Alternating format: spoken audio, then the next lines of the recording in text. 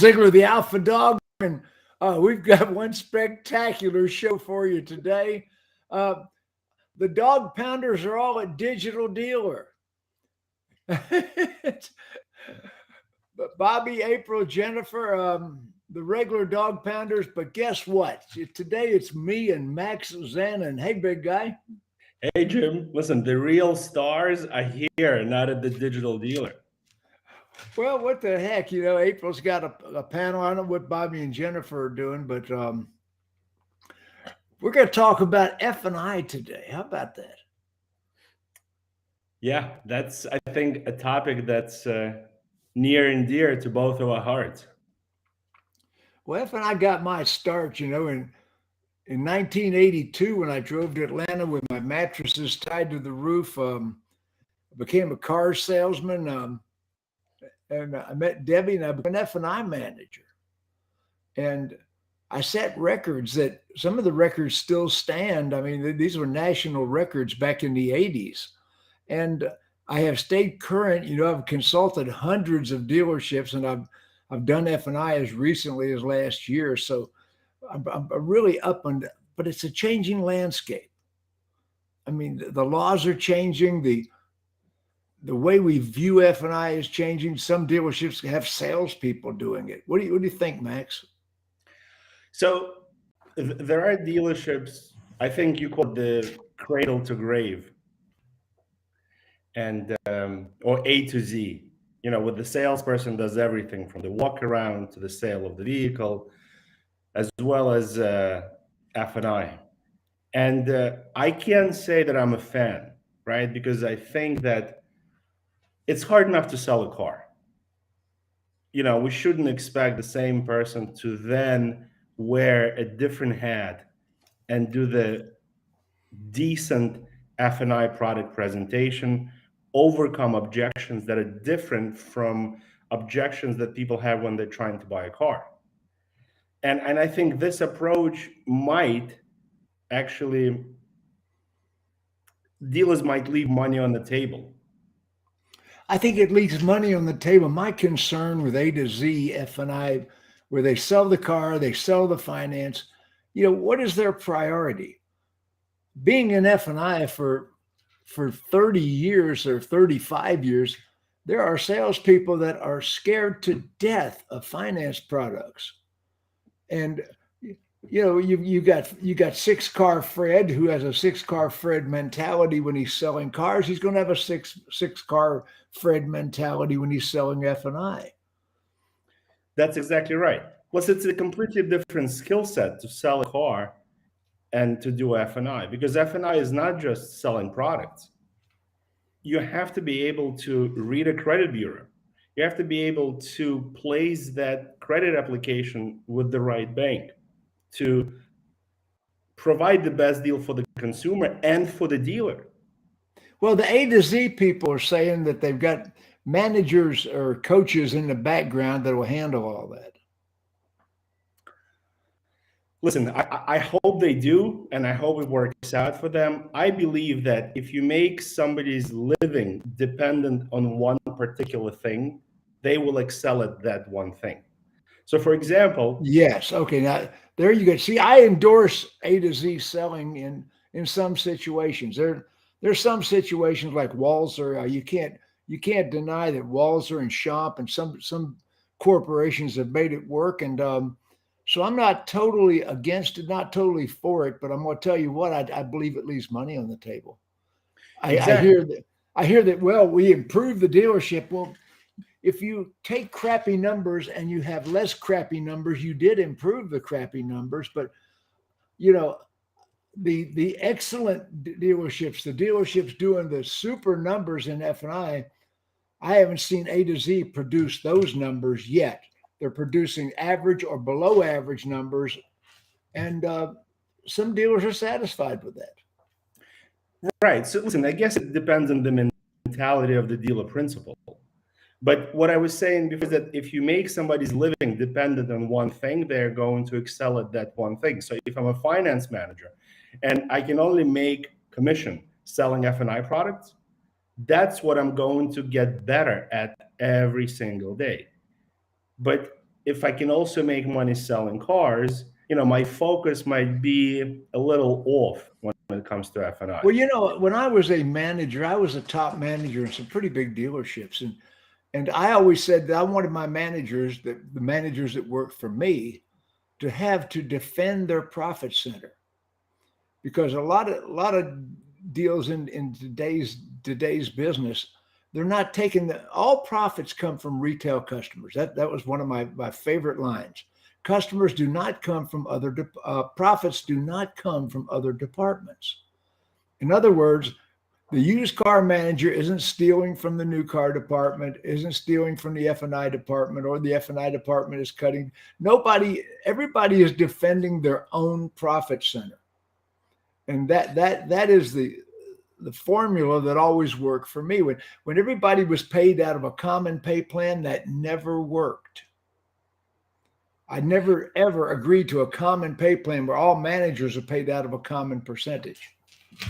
Jim, do you remember a long time ago, we used to have finance managers and we used to have aftermarket managers. So the finance manager. I was part of creating that. Okay. I was involved at Dyer and Dyer Volvo. We created something we called the Personalization Center. And they were introduced to the personalization manager before they were introduced to the finance manager. Right. So the personalization manager had to sell accessories. Yes. Couldn't sell paper products. We had a guy at Dyer and Dyer Volvo named Mickey Roth, New York, little Jewish merchant. And we sit people in the personalization center, and Mickey Roth would say, "Do you like that chair you're sitting in, sir?" "Oh yeah, this chair feels great. Sir, that is a Recaro seat that we can install in your new Volvo." Mickey had it down pat. Right. But that's my point, that the aftermarket manager was able to make a living selling accessories, and the finance manager was able to make a living selling paper products. But if you look at it now, majority of dealerships do not have aftermarket departments, and majority of dealerships do not sell enough accessories because nobody's livelihood depends on that. Well, the sales manager, when I teach a sales manager seminar, I am in favor of pre-mounting accessories on selected units. Me too. And people are afraid to do that today. I will trick out a truck in a heartbeat with aftermarket accessories that the factory can't control the invoice on. That's right. I will absolutely. One of the best things that I've seen, Jim, is that you install these accessories, but you only put them on a half of the car, either the right side or the left side. No, come on. I'm telling you, it creates an optical illusion. You walk the customer to the car and you say, "Hey, which way would you like it?" This thing sells itself. I never saw that, never even heard of that. Yeah, I'm telling you. Just imagine. Do the left side. Oh my gosh. I was working with a Cadillac dealership in Phoenix, Arizona. And this goes back to the 90s. And they built a mountain. And they were tricking out Escalades all over this mountain. I mean, it was just like, you drive down Camelback Road in Phoenix, and here's this mountain rising out of the landscape, and it had and this guy would trick out an Escalade like you wouldn't believe. I mean, all you needed was a rap group and a posse, Yeah, I mean, it was fantastic.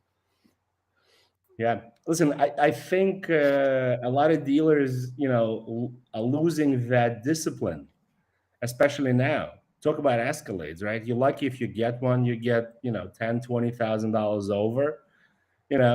Nobody's trying to install any accessories or anything, Well, we're talking about when things normalize. I mean, correct. We're not talking about the current 5 units on your lot. I mean, nothing we're going to say today makes sense until things normalize. But dealers, you better get ready. You better have your people trained when it normalizes, because the used car values right now are sinking fast. The business is normalizing, and you'll start getting inventory again. And all this crap that some of the manufacturers are doing with built to order, watch that go out the window when market share becomes competitive again. So that's all going to happen really quick, and you need to have your people trained and ready. Now, I didn't want this to be about A to Z selling, because I don't particularly care. If you are an A to Z store and your salespeople sell the F&I, there's still great value in what we're going to say today. And I'm not totally against that concept. I've seen some dealers be pretty successful with that concept. But I am personally in favor of the F&I manager doing F&I, being paid for F&I, and protecting the dealer's legal interest. I am the policeman of the dealership when I am a finance manager. Last line of defense. And I am fully compliance trained. If your people aren't compliance trained and you don't have a compliance manager in your dealership, dumbass, what are you thinking? You need a compliance manager, and you need F&I people completely trained in compliance. Most of the legal problems I have seen in dealerships did not come from the F&I office. They came from things the sales department did before the deal got in F&I. Your legal exposure is in the way cars are sold, not in what the F&I manager does. I'm going to tell you that right now. F&I gets the rap for it, but the salespeople did it, or the sales manager did it. You know, power booking. Who power booked the car? Who put the car into dealer track? Who put the extra equipment on the car? I mean, legal compliance problems happen right now with the sales department, and your F&I manager needs to be the manager that is the policeman of the dealership. And if you, Mr. Dealer, Mr. GM, Mrs. GM, Mrs. Dealer, if you are not giving your F&I manager the authority to overrule a sales manager, what are you thinking? Most F&I managers have more skills, more schools, more specialized training than anybody in the dealership except the technicians. Your sales manager learned her job by watching her predecessor that got fired. That's exactly right. That's exactly right, Jim. And when it comes to compliance, you know, I encourage dealers not just to get their people trained, they should also mystery shop themselves on a regular basis to make sure that the people that are trained are doing the right thing, because it's not unheard of to be trained. Training is not the answer. Right, and not do the right thing. Yeah, I have a Ziegler saying, Max, you've been in my classes, you've heard it before. We don't have a knowing problem, we have a doing problem. How many times you heard me say that? Exactly. So we need to train our people. No, you don't need to train them. You need to make them do what you already trained them to do, because they're not doing what you taught them. You need to have somebody go out on the floor and see that your road to the sale, whatever that is, and the road to the sale is not dead. It just transformed, and we put technology in it. And the road to the sale might start on your website. It might start in your CRM or your BDC, but the road to the sale still exists. We just put technology in it. There's still got to be a path that people go, a way that we sell cars, something we can measure the process. You know, and that's the way we have to sell cars today. F&I is essential. I made my career in F&I. I was a sales manager for 1 year. I was an F&I manager for 5 years.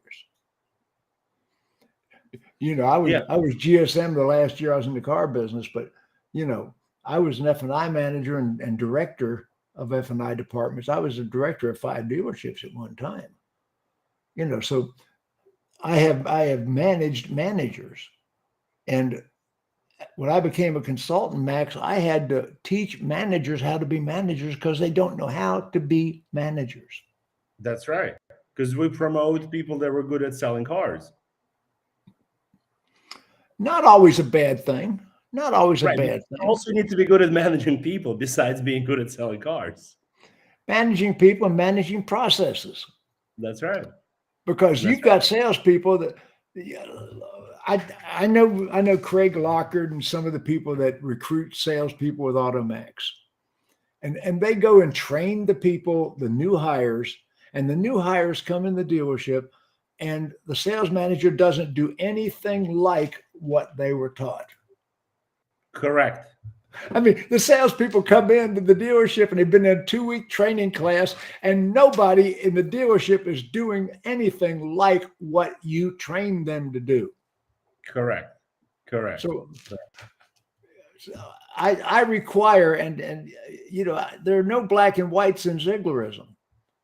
I mean, I don't have, you know, any gray areas. It's either black or white. You know, we do it this way. There's no exceptions.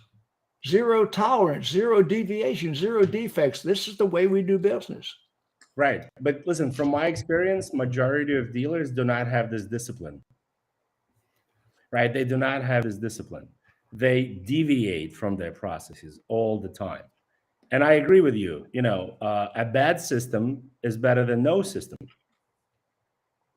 But again, you know, what I see is constant deviation, constant accommodation, right? Especially now in the environment when there's a shortage of salespeople, there's a shortage of technicians, right? And I see dealers accommodating day in and day out. And when things normalize, all this accommodating is going to backfire.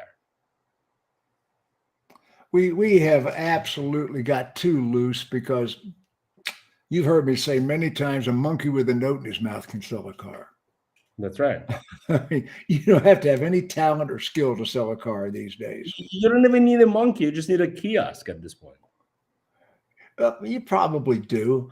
Well, now, a lot of F&I, a lot of dealerships that are selling F&I products. Now, you deal in F&I products. That's Max Zanan. You sell service contracts. You sell maintenance agreements. You sell gap. Yeah, tire and wheel, key replacement. Tire and wheel. I mean, you are a provider of F&I services, including reinsurance. Including reinsurance and dealer-owned warranty companies, which is another participation structure. We're going to talk about participation structures. First of all, maintenance contracts are becoming more and more profitable.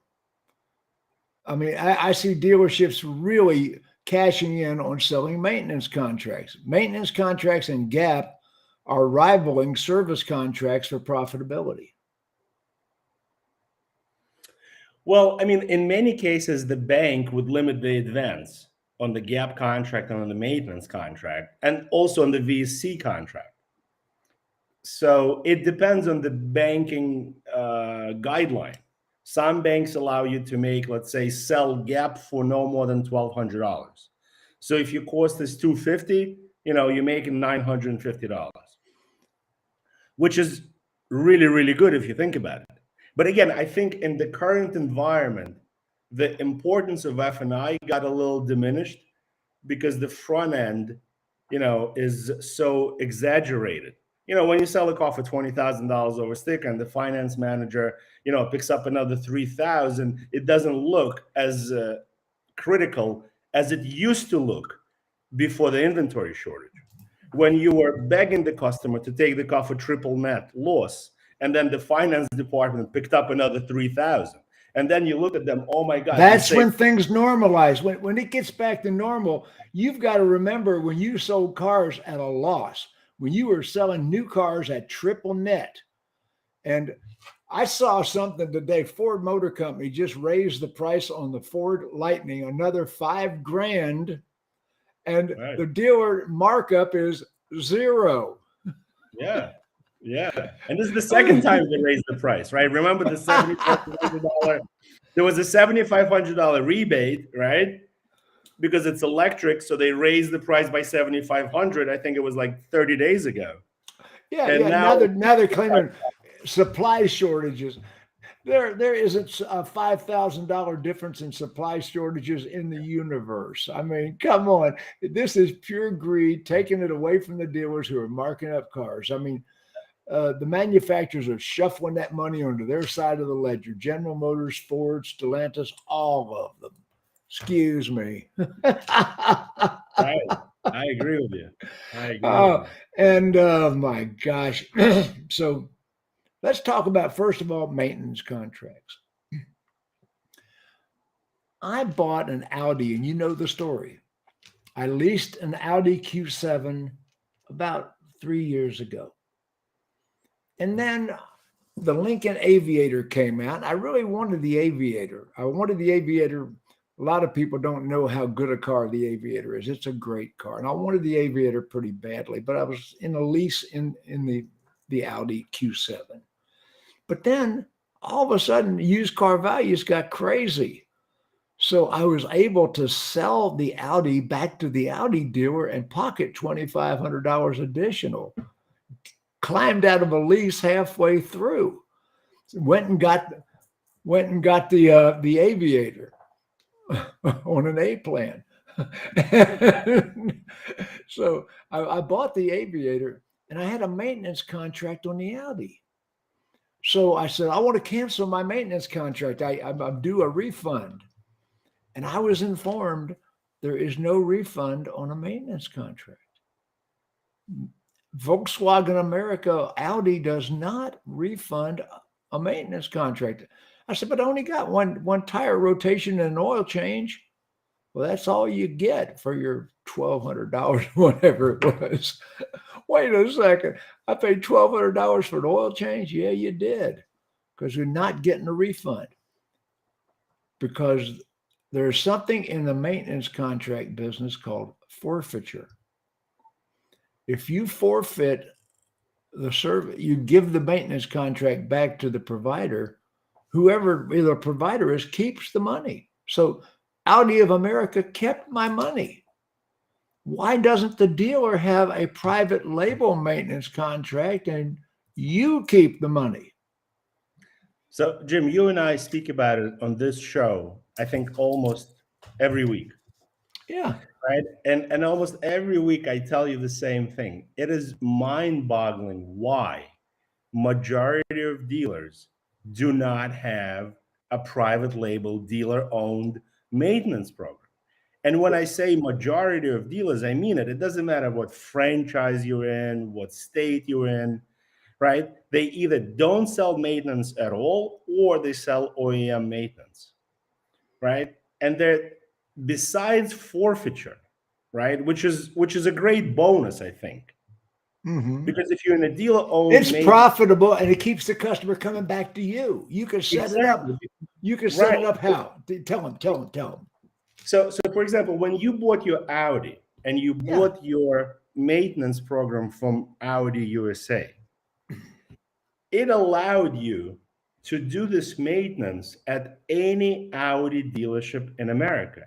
You did not have to go back to the selling dealer to do the tire rotation or the oil change. Right. However, when you do the dealer-owned private label program, it is only good at your dealership, which is fantastic for your service retention. And I think service retention, we both know, right, is what's going to sell your next car. It's also what's going to allow you to build a relationship with the customer.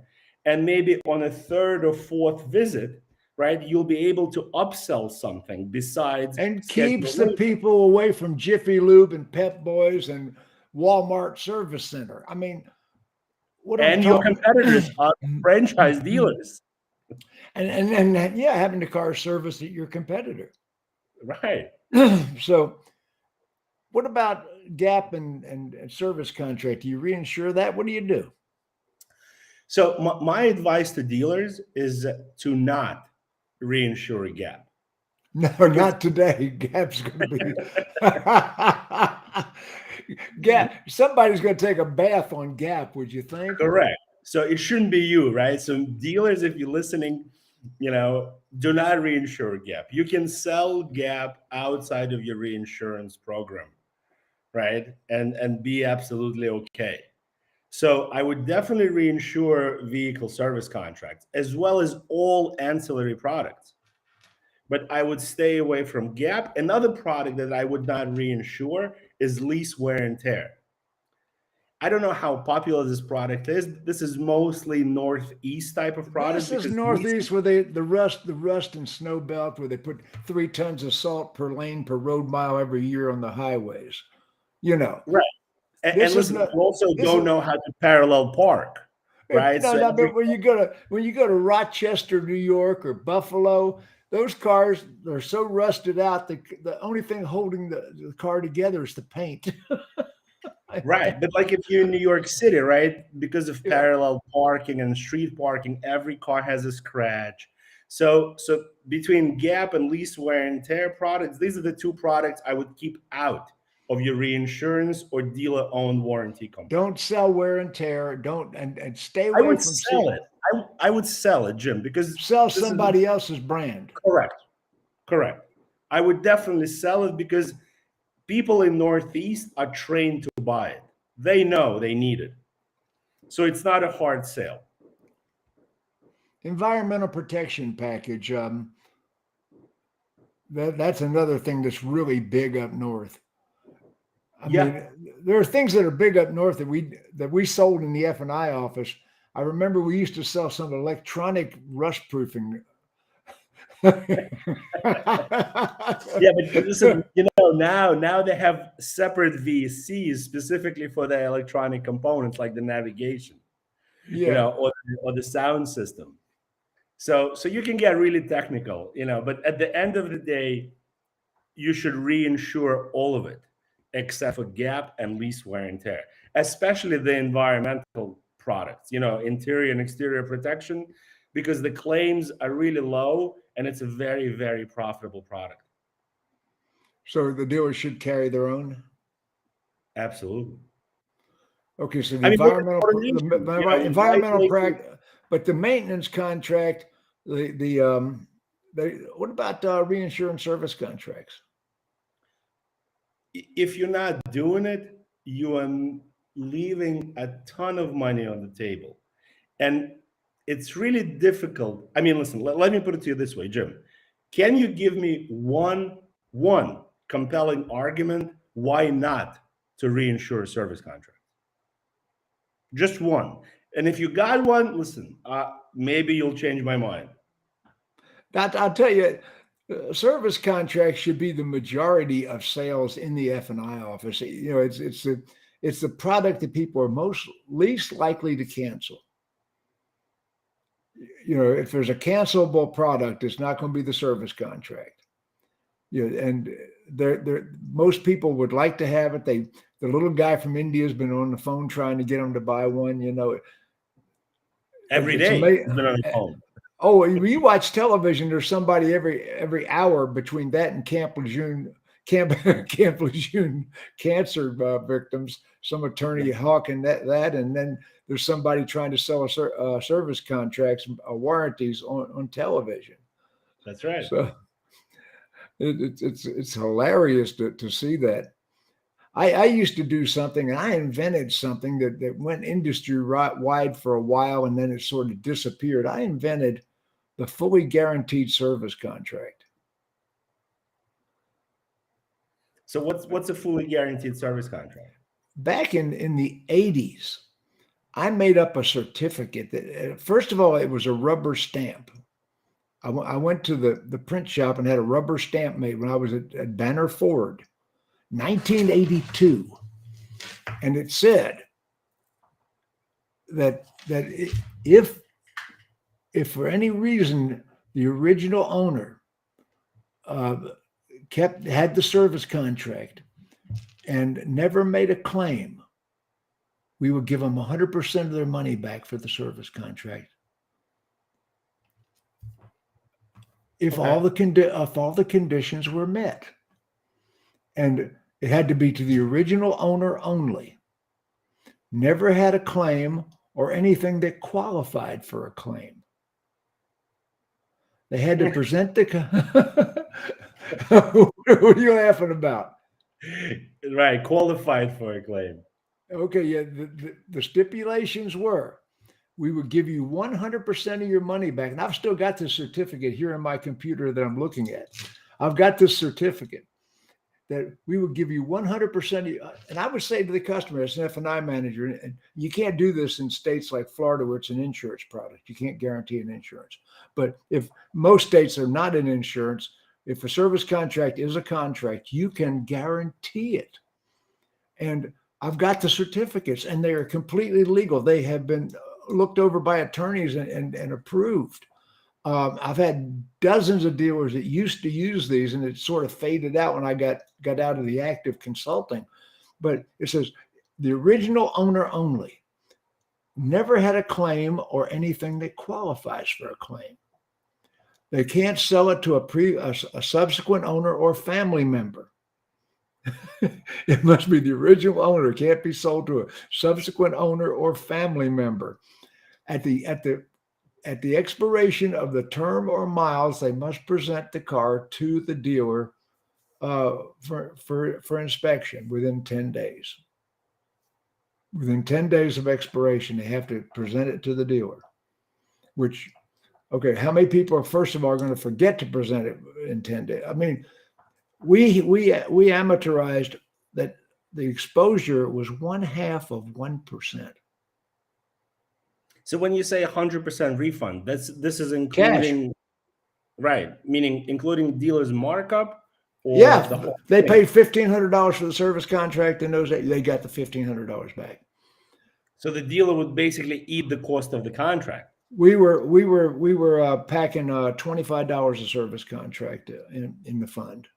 We had it backed by an account. We were packing $25 a service contract in the fund, and our service contract provider amateurized it with his people, and he said, "You got less than 0.5% exposure." So in other words, 0.5%, 0.05% of people would qualify under the stipulations. They had to keep it for the full 7 years or the full 100,000 miles, whichever came first. Right, which probably knocked out 98% of customers. Right, they traded in or wrecked the car, or sold the car to a family member or subsequent owner, you know. So that sort of thing would happen. And the other thing was couldn't sell it to a subsequent owner. Couldn't have a claim or anything that qualified for a claim. That was another big one. Because we would inspect a car, and most cars had something that would have qualified for a claim. Right. Yeah. Those stipulations it was powerful because I didn't give one to every customer. I would say to the customer, well, wait a minute, you say you don't want the service contract. What if I guaranteed you 100% of your money back if you don't use it? What a strong pitch that was, huh? Yeah, I agree with you. I agree with you.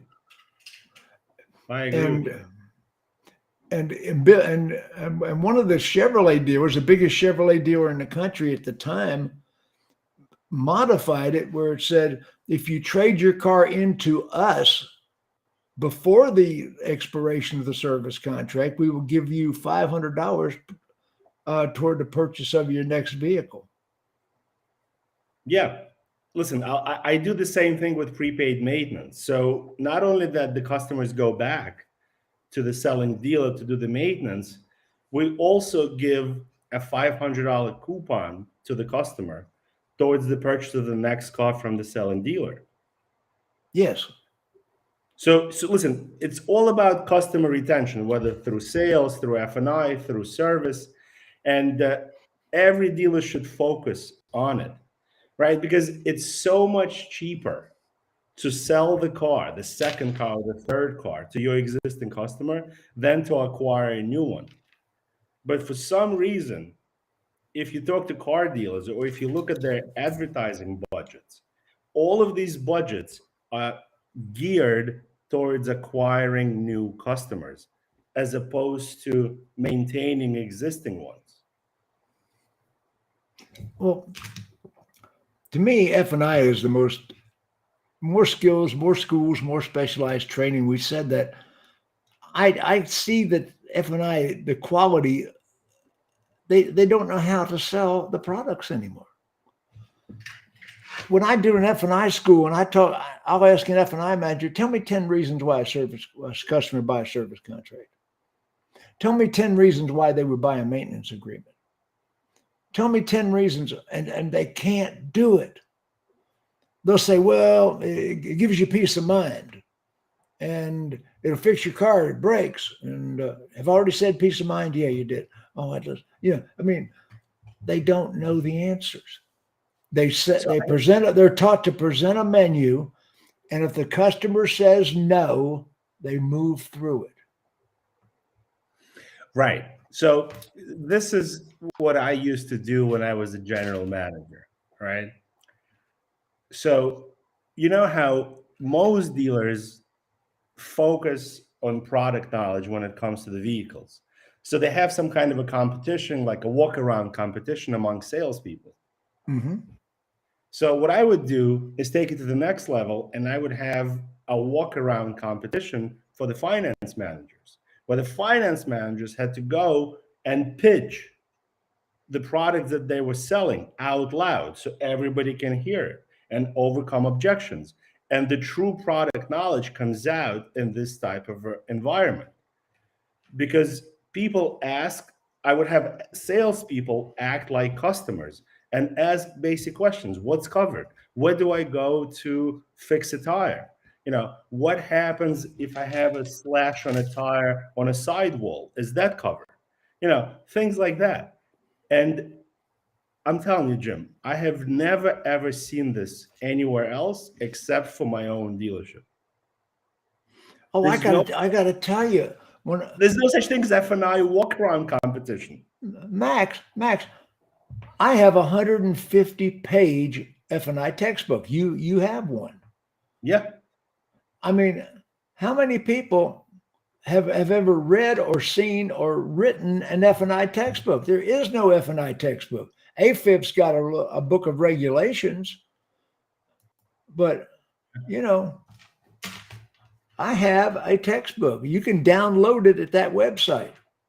Put your credit card in, but you can download it at that website, ZieglerAutofinance.com. I've got hundreds of closes, hundreds of word tracks and all legal compliance, a complete F&I, not a workbook, no fill in the blanks, menu presentations, word tracks, closes, things to say, how to overcome a customer's objection in a customer friendly way. I mean, so often F&I people want to hammer the customer. I mean, I was listening to some hillbilly on YouTube the other day trying to teach F&I, and obviously never done it.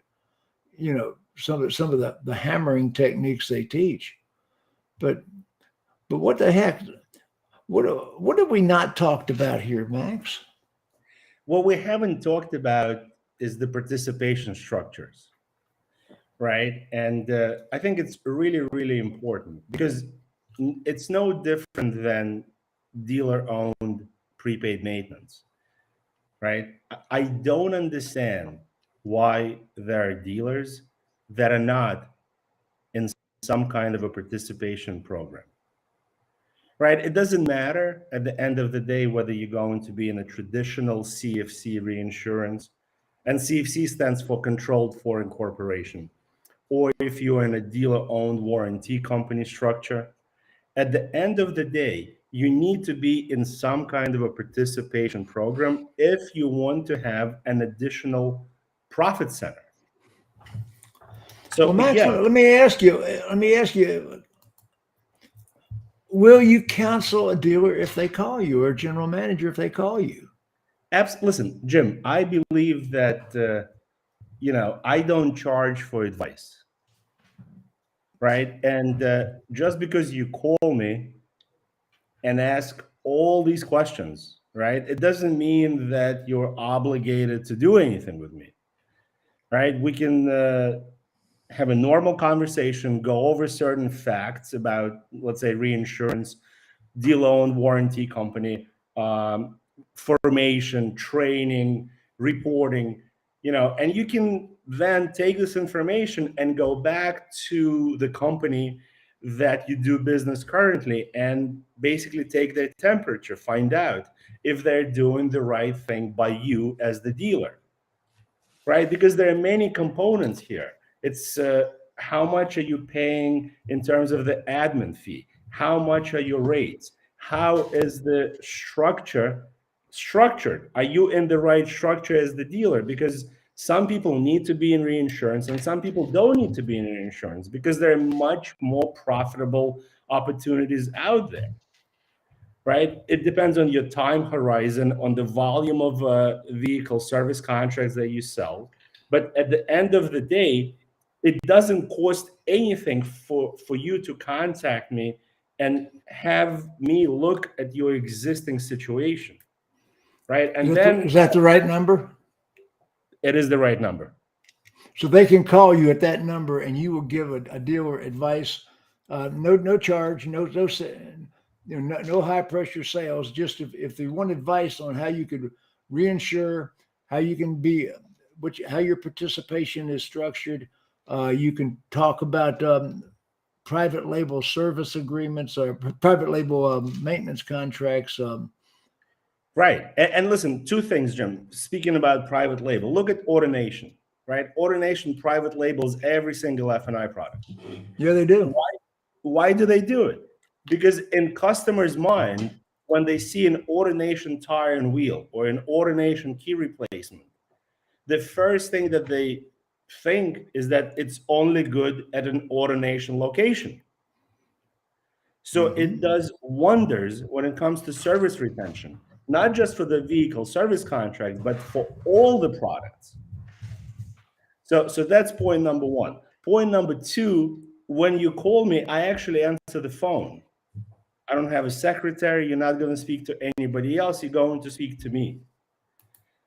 And again, I will answer all the questions that you might have regarding reinsurance. Because what I learned over the years, Jim, is that every dealer knows the term reinsurance. But when you really start speaking to dealers, not many of them understand how reinsurance works, why they should be in it, and what's in it for them. Okay, what's in it for them? That is absolutely imperative. That dealers start to look at the profit centers they're giving up. That are, how much risk? How much risk? So it depends on the mix of the vehicles that you sell. But for example, if you are a dealer principal of an Asian franchise, Honda, Toyota, Hyundai, Kia, the loss ratios on the vehicle service contract, I would say, are in the range of between 20 and 30%. So that means that you are going to keep 70% of the premium as your underwriting profit. And on top of underwriting, right? So think about it. Say you paid 20% to your people, 20% to the cost of running the service contract, 20% for the cost of running it with an Asian franchise, 20% you paid your people to retail it. You still got 60%. Right. And not only that, so when we talk about the difference between claims paid out and the premium paid, that's the underwriting profit. So if you paid $1,000 in premium and paid out $300 in claims, you as a dealer principal will keep 70% in your reinsurance or dealer-owned warranty company. But that's just one part. The other part is that there's investment income that accumulates on top of the underwriting profit. So that 70% is really not 70%. It's 70% plus investment income. And the same goes for other products because like we said, you reinsure everything except for gap and lease wear and tear. So have no fear. You can reinsure tire and wheel, interior and exterior protection, key replacement, paintless dent repair, a combo product, and maybe loss ratios are higher there, but still, even if the loss ratio is 50% or 70%, you get to keep the 30% underwriting profit plus investment income. Why would you leave this money on the table and let somebody else make this money? To me, this is mind-boggling, Jim. And so many dealers, the reinsurance is their retirement account. Right. I always tell dealers, look at your reinsurance as your 401k. Yeah, exactly. It is your 401k. Of course it is. And you own it. You as if you sell the dealership, you don't sell your reinsurance account. And the best part is that the factory has zero control over it. That's the best part.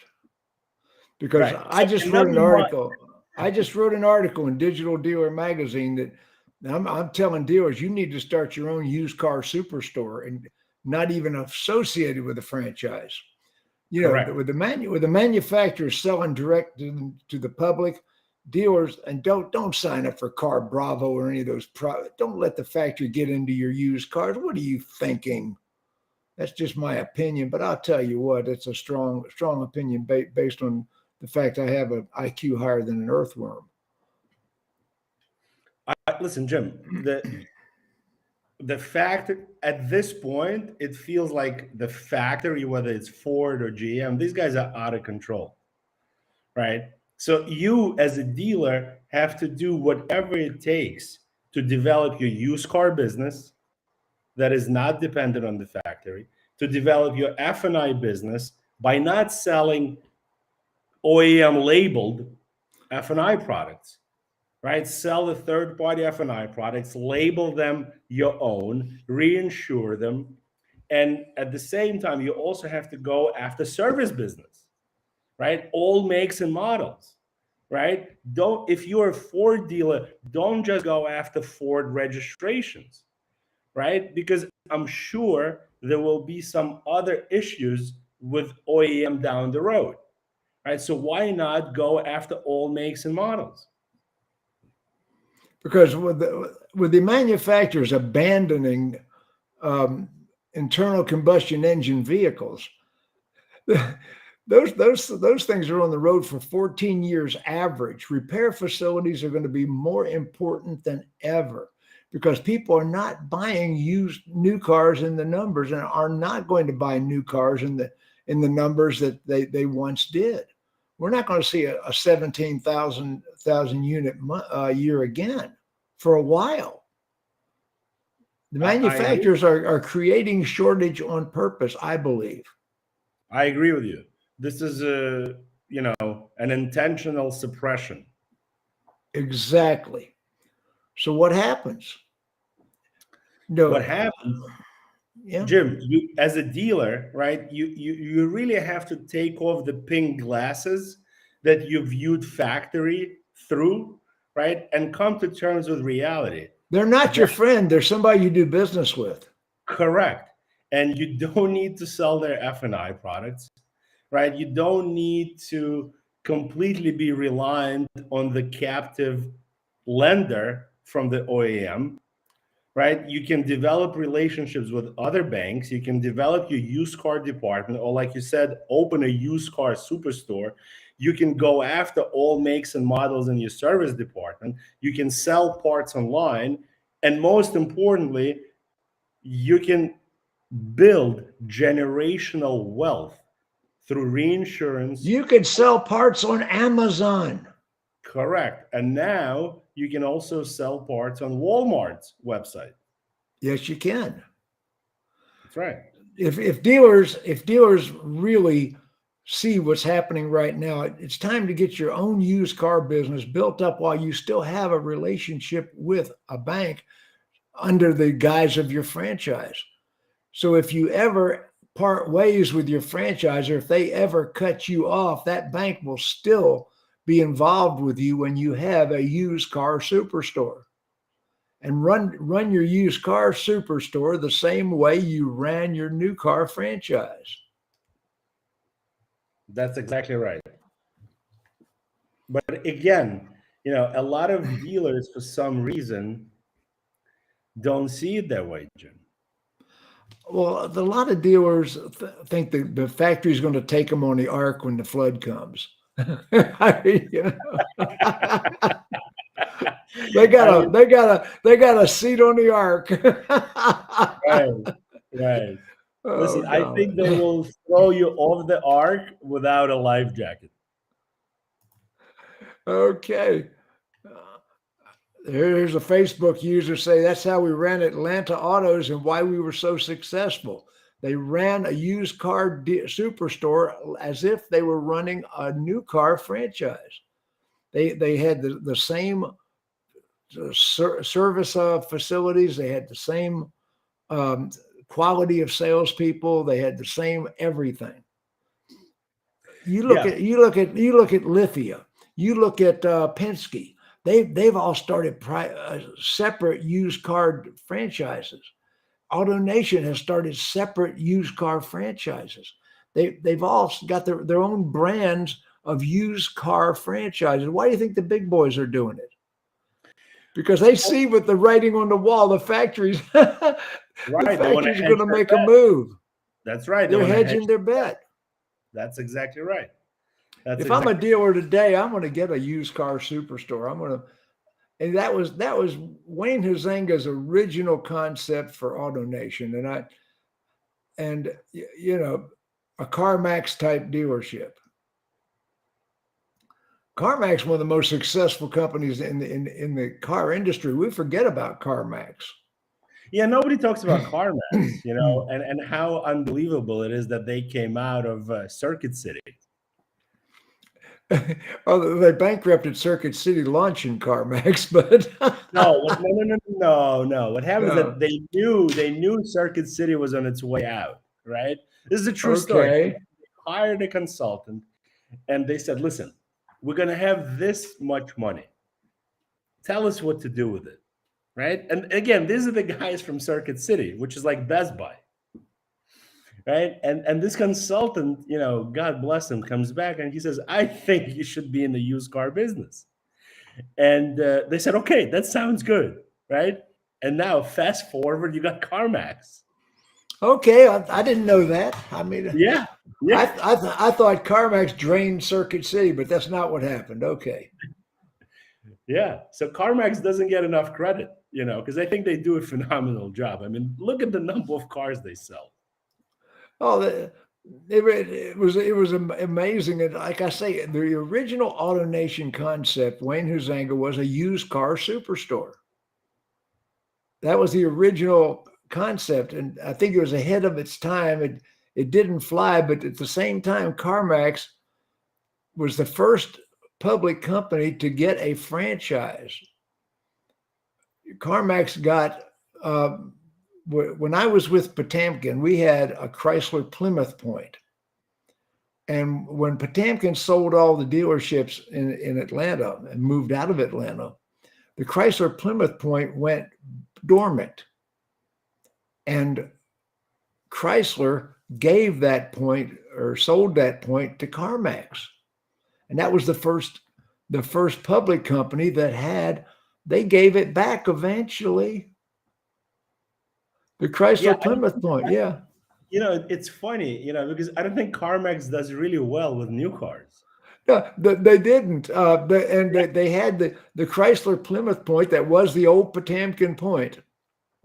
Yeah. And they closed, and Chrysler had closed the point, and they gave that point or sold that point or however they award a point, and it was the first public company to have a franchise. Yeah, Jim, speaking of used car stores or used car superstores, there's one particular F&I product that I would recommend to anybody who's running a used car superstore, and that would be a lifetime engine guarantee. So basically what you do, you guarantee the engine for as long as the customer that bought the car owns the car. Yeah. But in order for them to qualify for the coverage, they have to go back to you to do all scheduled maintenance according to the owner's manual. Nothing more, nothing less. That makes sense to me. Right.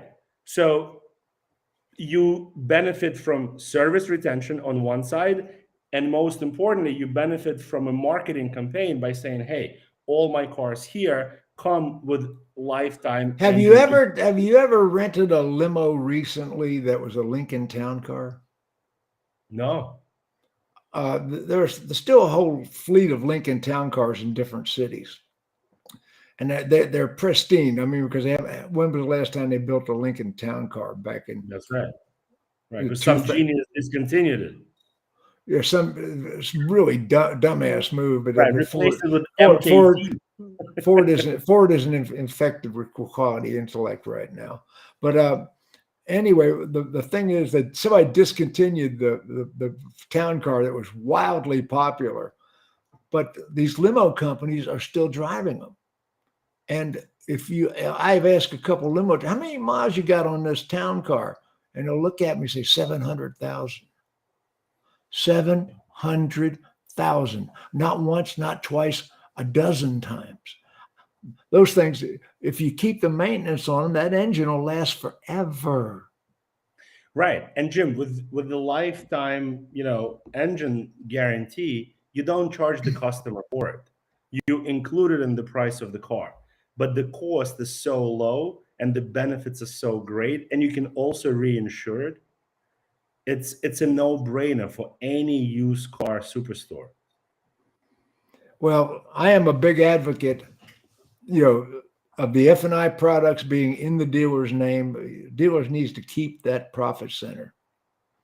If you need any advice on this, call Max. Max's advice is free. It doesn't matter if you have a provider right now, and talk to Max. He'll look at the structure of your plan right now at 917-903-0312. And Jim, and another topic that we didn't speak about is it's also really weird, right? When you go to a dealer's website, there's no information about F&I products. Right? Don't keep it a secret. Like what's the problem? Tell people that you sell these products. Tell them what's covered, how it works, right? Because I can go on any dealer's website, research cars, research parts, schedule a service appointment, schedule a test drive. But when I click on the finance tab of the website, right, it's a lease calculator, a finance calculator, or a credit application submission. Zero information about F&I products. Why? Well, I think people are afraid that people will make a no decision before they talk to somebody. Oh, Max, you and I, we have been around the horn with this conversation. The girls will be back next week. And how much feedback did you get on last week's show when we had Mike Stanton, president of NADA? Did you get anybody talking about it? Well, yeah, I spoke to a couple of dealers, and they understand that he has a tough job. He really does, and I hope he does a good job for the dealers, because I think now more than ever, dealers need NADA, because like we spoke about today and before, these factories are completely out of control. And dealers need a lobby that protects and watches out for their interests. Support the NADA, because the NADA is on the battlefield right now. They're fighting on several fronts. The FTC is coming after dealers. The Biden administration signed into law that they're going to enforce F&I guidelines, that the strictness of it. You've never seen anything as strict as what they're coming at you with. Yeah, and look at the comments on the sideline, Jim. Finance tabs are some of the worst pages on dealer sites. Yeah, we need to get behind the NADA. Well, Max, this has been one great show, just you and me. Reinsurance, private label service contracts, private label maintenance agreements. Um, think about it. How much money are you giving to those vendors or the manufacturer that should be your money? Yeah, that's exactly right. Wave goodbye. Jim, thank you for